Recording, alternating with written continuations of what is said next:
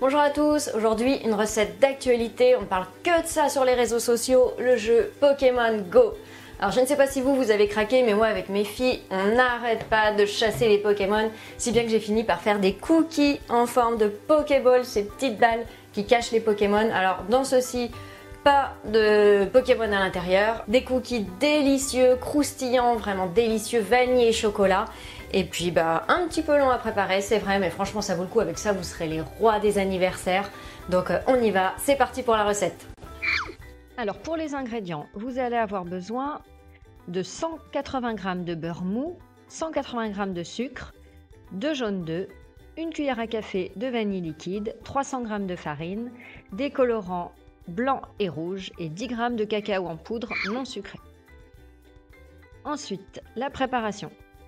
Alors, vous placez le beurre mou et le sucre en poudre dans la cuve de votre robot. Et vous malaxez jusqu'à ce que le mélange soit bien homogène. Ensuite, vous ajoutez l'extrait de vanille liquide et puis les 2 jaunes d'œufs.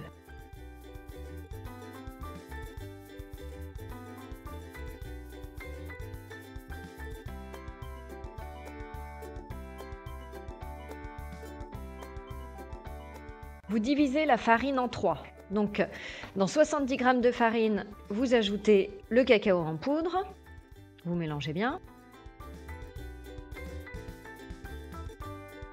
Dans 100 g de farine, vous mettez une pointe de colorant rouge. Et dans 130 g de farine, une pointe de colorant blanc.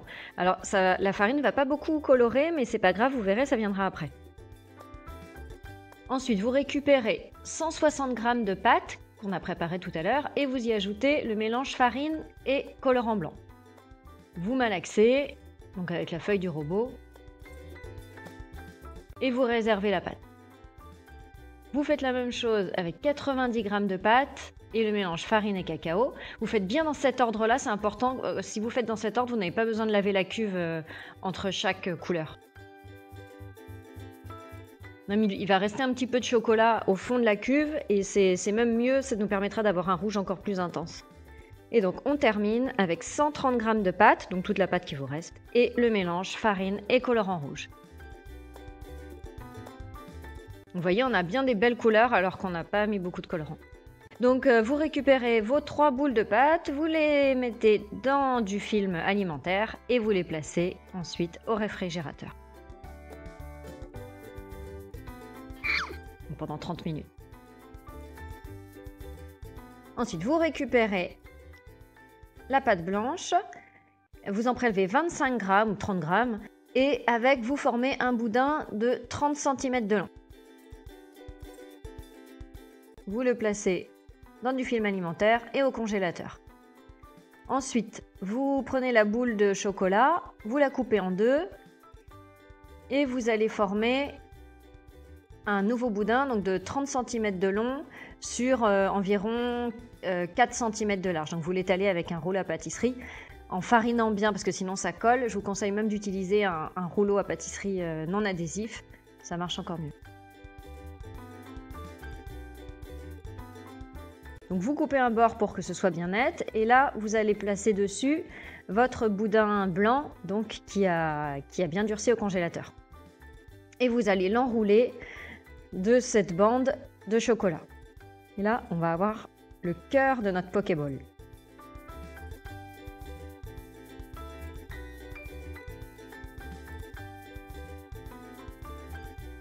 Vous coupez l'excédent et vous appuyez bien. N'hésitez pas vraiment à bien appuyer, bien rouler le chocolat pour que ça adhère bien. Et vous replacez le tout au congélateur.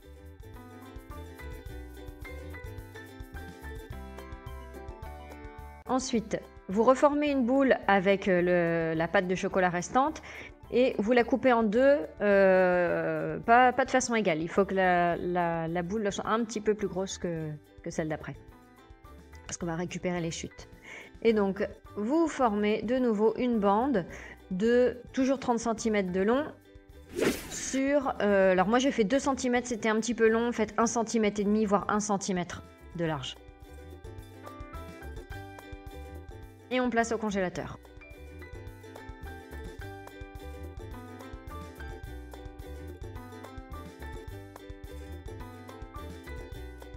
Vous faites la même chose avec le restant de pâte.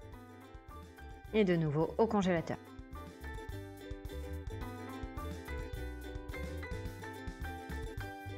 Ensuite, on récupère la pâte rouge. Vous la roulez un petit peu entre vos mains et vous allez former un boudin, cette fois-ci, de environ 15-20 cm de long.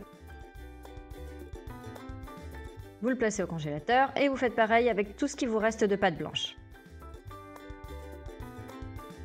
Alors, ensuite, vous coupez votre pâte rouge en deux, donc au congélateur pendant 10 minutes environ. Il ne faut pas que ça congèle, c'est juste pour la faire durcir.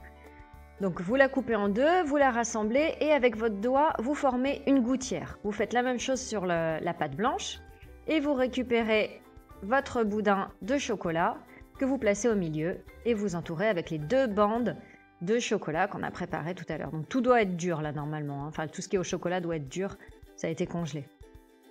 Ensuite vous coupez ce qui dépasse, alors les chutes vous ne les jetez pas, vous pourrez les cuire avec le reste, ce sera pas joli mais c'est pas grave. Donc moi mes bandes étaient un peu larges, donc j'ai coupé ce qui dépassait, mais vous en faisant 1 cm ça devrait être bien. Et vous placez au congélateur cette fois-ci pendant une demi-heure, là on veut vraiment que ça durcisse.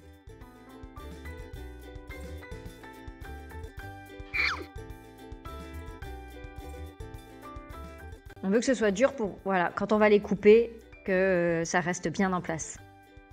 Donc vous coupez des tranches d'environ 4-5 mm de large et vous les placez sur une plaque recouverte de papier sulfurisé. Vous faites cuire 17 minutes à 175 degrés. J'en ai un. Ah, oh pardon, vous êtes déjà là. Eh ben écoutez, j'espère que la recette vous a plu. En tout cas, ce qui est sûr, c'est qu'elle plaira à vos enfants, c'est obligé. Ces petits Pokéballs, ils sont vraiment trop mignons. Alors je vous dis à bientôt. N'oubliez pas les petits pouces bleus. Partagez au maximum, les commentaires, n'hésitez pas à poser des questions si vous en avez. Et puis on se retrouve sur les réseaux sociaux, sur le blog ilétait-une-fois-la-pâtisserie.com, le Snapchat Crépâtisserie. Et puis je vous dis à bientôt pour une prochaine recette. Ciao! Bonjour à tous, bon je sais pas chez vous mais ici il fait vraiment super froid, il y a de la neige, clairement winter is coming. C'est le moment ou jamais de faire une recette de la série Game of Thrones. Les petits gâteaux au citron de Sansa Stark sont des muffins